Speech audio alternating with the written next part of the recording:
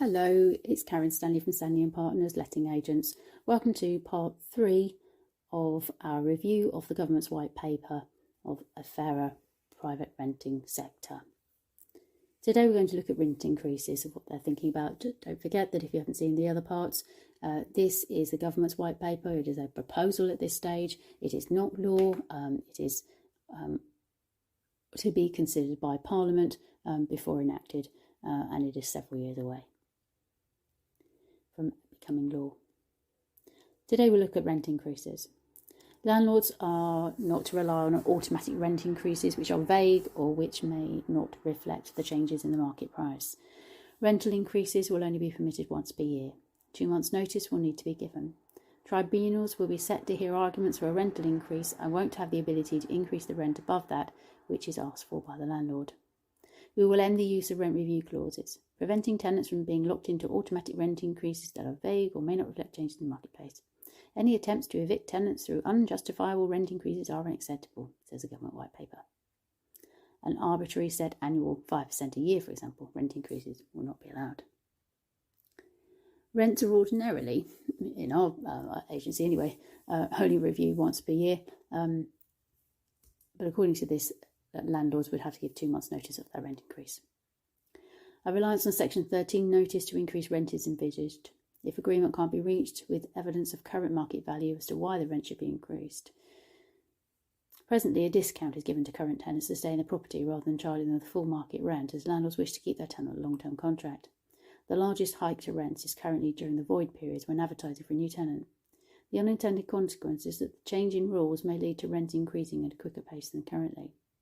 We've always tried to avoid using this rather nuclear tool, pitting landlord against tenant in a court, even a first-tier tribunal, whereas gentle negotiation between landlord, tenant and letting agent will 99% of the time come to a settlement without upsetting the landlord and tenant relationship. In 45 years of Stanley and Partners running, we've never issued a Section 13 notice for the increase of rent. Every increase has been by negotiation.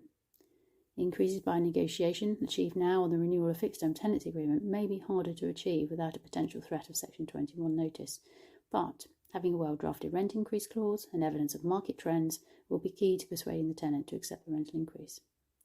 We are pleased to see that the government has abolished any thoughts to introduce rent controls. Let's move further to another section of the white paper, a digital property portal. This will be set up for landlords to demonstrate compliance with the legal requirements, to aid local councils' ability to enforce against criminal landlords, incorporate some of the functionality of the existing database of rogue landlords and property agents, with all offences including civil penalty notices being made publicly available and not just those leading to a banning order, and will also help tenants to hold their landlords to account.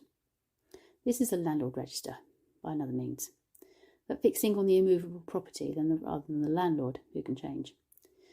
With the property as the focus and a universal database with licensed users being able to access it and different agencies being able to feed in information such as gas safety certificates, the energy performance certificates, etc., it could be a useful tool, but is not without flaws.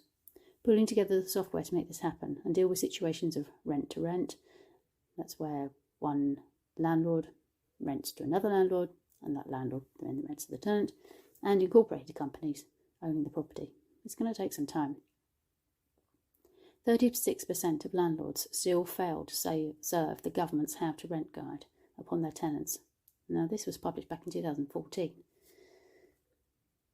The English Private Landlord Survey 2021 found that 49% of landlords did not use an agent, 46% used an agent for letting services, and only 18% used an agent for management services. There is a huge need for education for landlords of the 168 laws and 400 regulations relating to renting out residential property to help and keep them compliant and their tenants safe. And we've got a landlord compliance checklist if anybody wants to download one.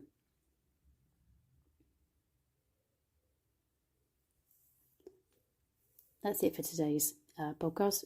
Next, chapter 4, we will be looking at blanket bans and pets. That's all for